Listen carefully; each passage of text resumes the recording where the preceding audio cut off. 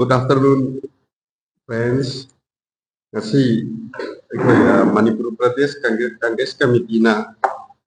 press conference kausabasi maruoina ngasi gi Shanghai Express ki English edition da Manipur Pradesh Congress Committee gi president asi silagani haiba reliable oiba source amana hai haiba adugumba English edition da yawba adugi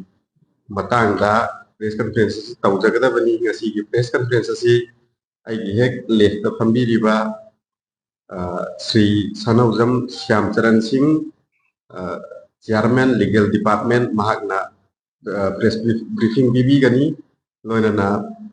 extreme left da phambiriba aigi marup Sri W Rojit Singh Chairman Sports Cell Mpcc amadi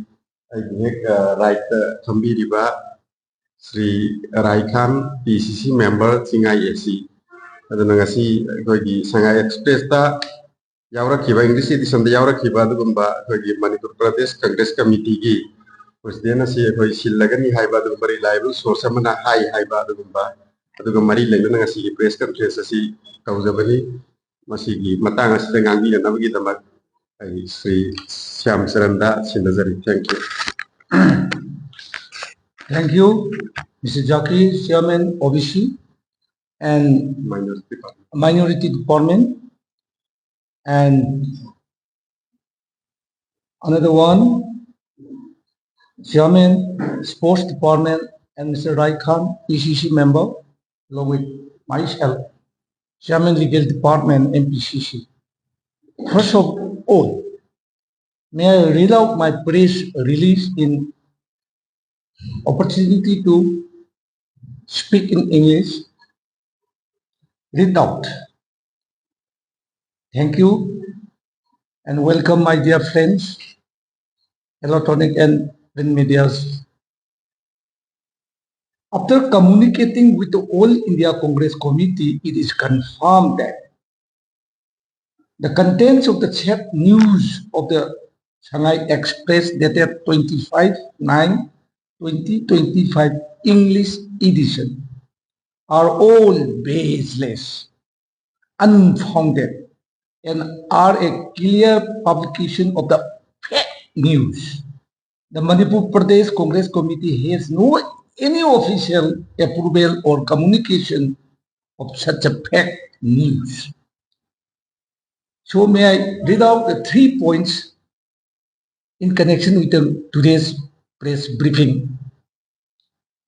Number one, thereafter the Shanghai Express must issue an unconditional public apology within the 24 hours. And the unconditional public apology must be published on its front page of the newspaper English edition, that is Shanghai Express, and also on its social media platforms, which are its official social media account of Facebook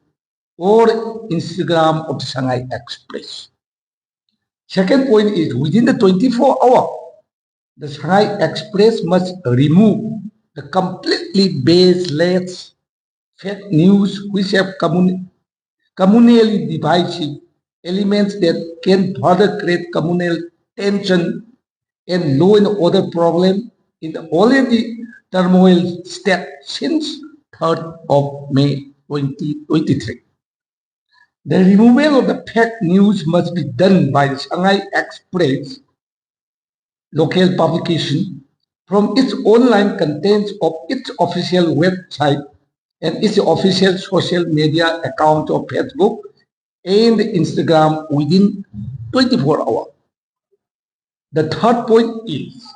if the Shanghai Express failed to execute the above mentioned 2 points of the stated communication within the 24 hours for the first item and within 24 hours for the second item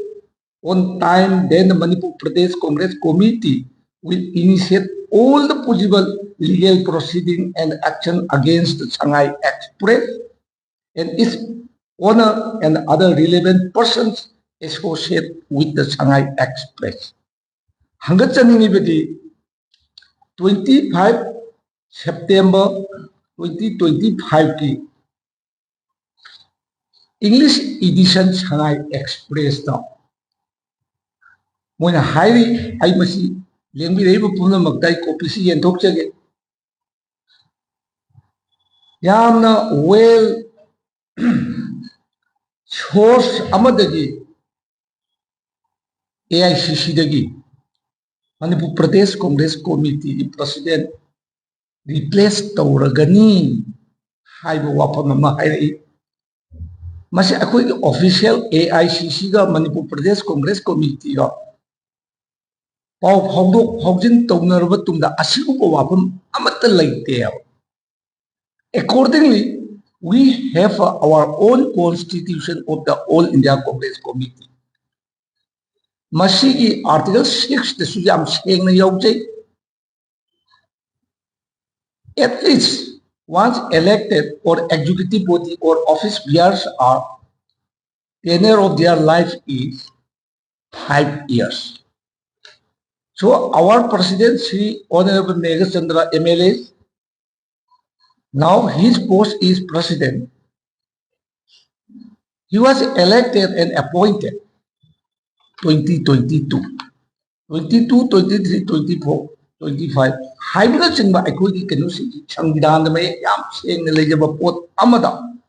unfounded or reliable source हाइजलगा अखोई की मरकत यामना communal tone ओइगदबा अखोई की मरकत यामना पुकनिंग नुंगाई हलोइदबा unfounded news म फोंगपचे very unfortunate. Therefore we consider as a legal department of the Manipur Pradesh Congress Committee, through the legal point, what we will do against the such a unfounded and the fake news published to the people of the state. AICC a reliable source amadagini haiba wafam simak. What is defined the resource? Source haiba se hangbadi yade professional ethics da kanadagi phambano haiba se hangbadi yade makoina takthokpasu yade according to the law magi professional ethics law in leijai adubu that source akhoi di khangi hangdi hangoi kari gino mana lana pau phungdoi bini haiba se hayeng akhuna legal suit tawrap kanda adum thokcharakani. Be careful of publication of this Shanghai Express, publish and producer, and especially that very Mr. Rajesh, editor of the publication, he is liable to be punished according to the law. This is warning. Anisubada, Pau Asigi Manung the Yawi, Kari Yawi, Kuki Tara, Humfugi Manunda, Yakai Manga, Lemori Batara Duga, Luina Tabak Wika, Yam Communal, Webeyaba Monda, Haujiki, Yam the turmoil position of the state of the Manipur, Asigumba, Asida, Yamna, unreliable, unfounded, fake news of Putur Pibase, Masi, Tawum talked about Amadi, Tawroi the Machet Amani, Hibasi. Press की briefing असिदा अखोई Manipur Pradesh Congress Committee की legal department की अखोई सेंगो कम थोई this is a legal matter.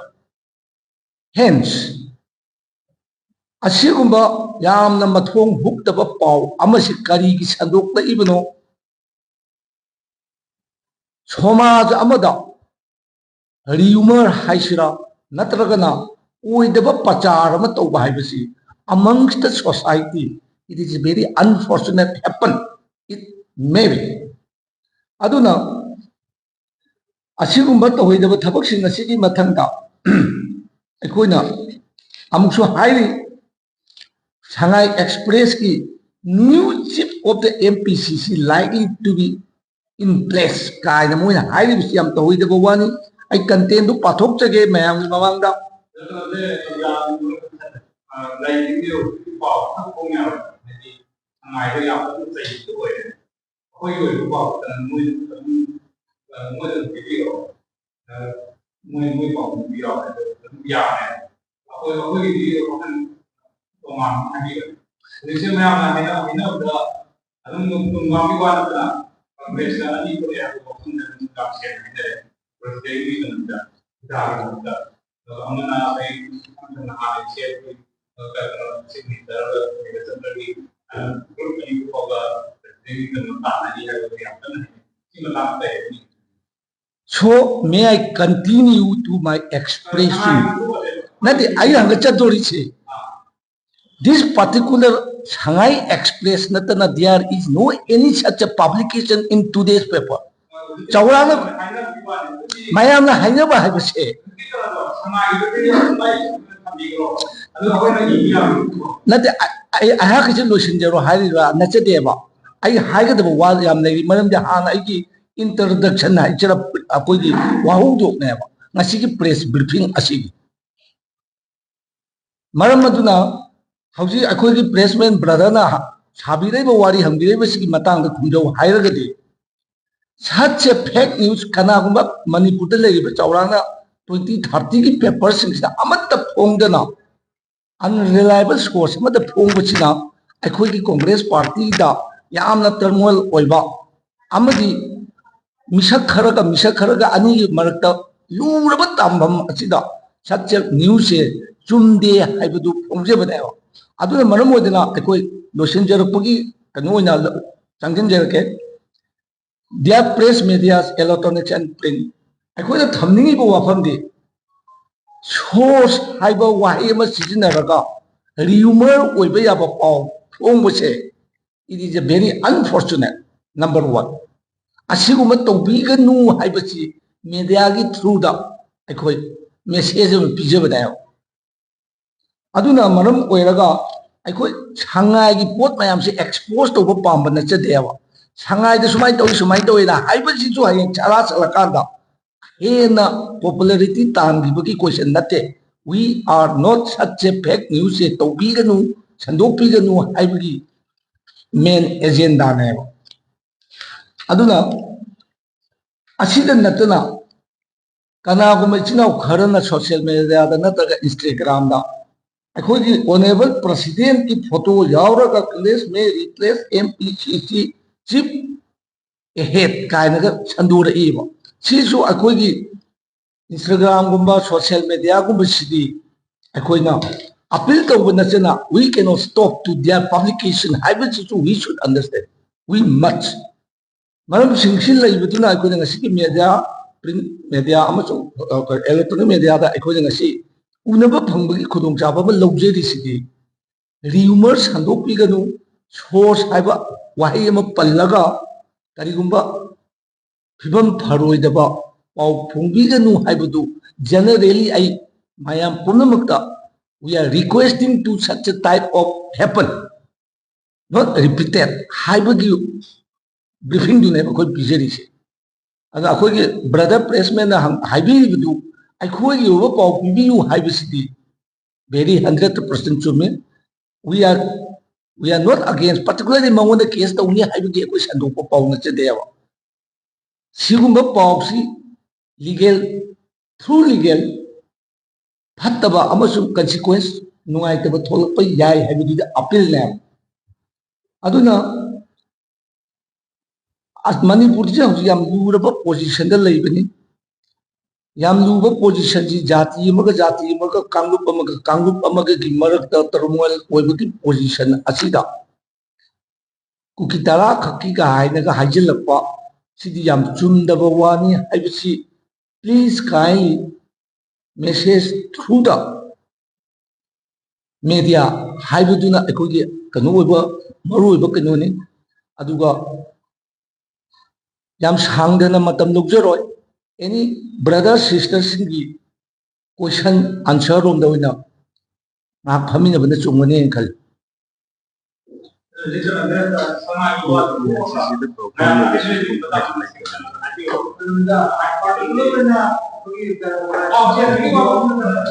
ada ani sima ka kalam noi ta je do je Shanghai na dale ko so ai di yam singi marakta Semua semua itu bukan kalau kita ada apa yang sangat apa hꯧꯖꯤꯛ confuse kari kari leibiri question me question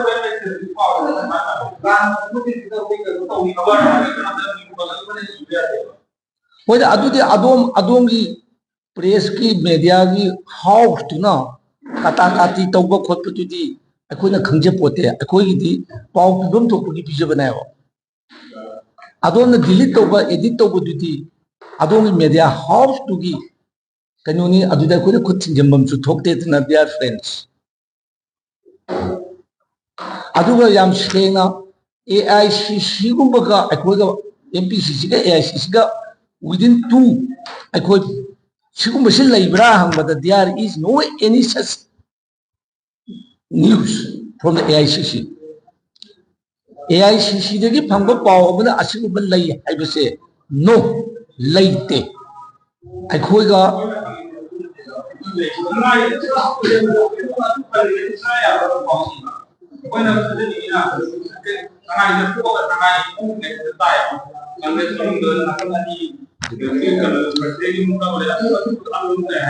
nada akoi adugumba mata laite haibidune ba ino cha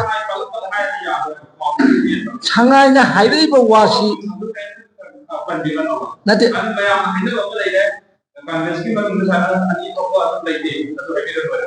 na akoi ani thopa laite haibase AICC ka akoi ga paw phawne akoi ani thopa laite AICC na kariguma makhal amata da note tawre khole ka ba Rahul Gandhi na note tawre ka ba akoi kariguma amata laite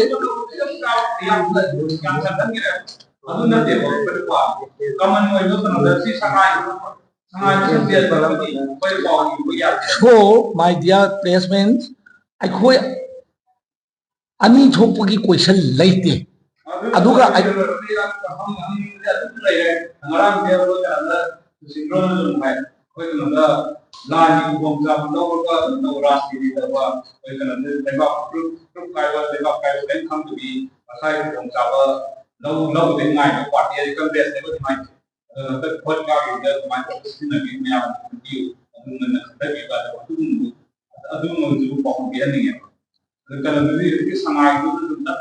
Ate mari le na ba kano sida wai na mari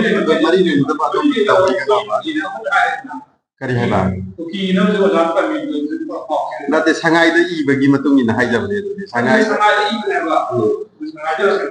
sangai da din cheng do ba di akoi di sigumba pawse laite haibane ma sangai ta da jene nate akoi di sigumba pawse laite haibidu mayam na haibane asal jare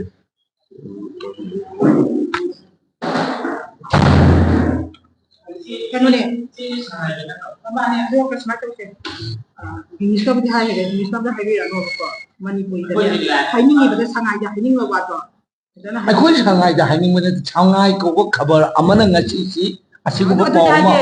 adu to manipuri da na hai biro English na ta ba somna sana ne sangai da hai ni ba to na hai biro ba manipuri manipuri da to hai English na ta ba manipuri da hai biro ngasi tarik 15 tha mapan 2025 asida akoi paw ama thengnai karamba paw mo haibada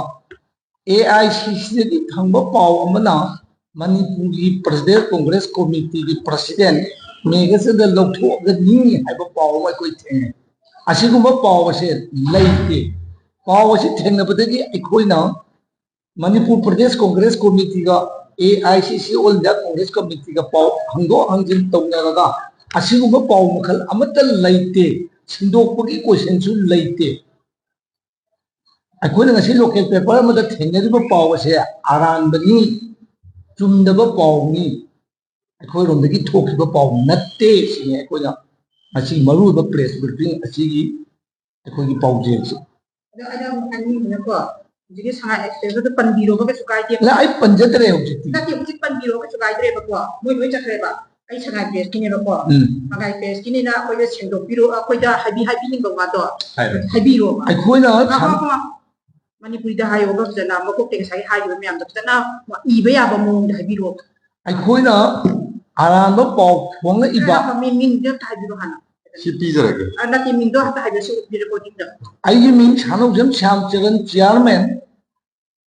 Legal Department Manipur Pradesh Congress Committee. Ngasi tarik kunga mapan, ngasi tarik kunga manga sida, September ki kun manga sida. Aku na pau amat hengai, mani Shanghai Express ki pau amat hengai atau pak khabar da pau amat tak aku hengai de, aku na hengai riba pau asi. Manipur da Congress ki President Shinda yana leire. Masih yang Wales Force amat lagi pangba pauni hari apa? Asyik gumba Wales Force hari apa? Misal kasih aku dia hangoi, aduh bu Wales Force tadi pangba pau kasih cum daba, tahu daba, aran daba pauni. Asyik gumba aku di manungda Presiden sindok na bagi prosedur amat dalai AICC na so aku dia pilih pada. Adugumba aikuida pau information amasung adugumba sindok sinjin taunaba procedure amata tawbu leite hayo maram maduna aranda pau ma phongi bese masi sengdok niu masi la aranda pau phonggi damakta sengdok raktarabadi pung kumari ki manunda sengdok raktarabadi aikoi legal department na legal action lawroi dabagi maram karino haibase aikoi hangi Maram de arana pau asina aikoi ki Congress organization political party asini manungda aikoi da achauba yamna nungai taba thabak thauram sing thoe amaga nungsi nadana bagi kangup naina bagi phibam nom da chat khiba yaba pau ni na masi sengdok pham thoi sengdok targadi aikoi makhal legal action lawroi de bagi maram leite Khabar tu da phongak pada MLA hufudagi yang khaina laipak ki torga Congress party na tara ka chapina ba man bugi mawin ka su ongai bese laite hadi chi manungda all paw simak chum da ba unfounded fake news ni haidina aikoi sengdok jabana paw asina laipak miyam da natana aikoi political organization asidasu aikoida chumdaba pauna mingoda lana chalangiba yadabanina masi chumdabani haibisi sendok jabane being a congressman being a chairman of the legal department any more question Ya, sikat tadi bahaya ini mani editor nami dengan saya depan Rajesh साहब का palle ju kai de ba khabar ju ki Rajesh sahib ne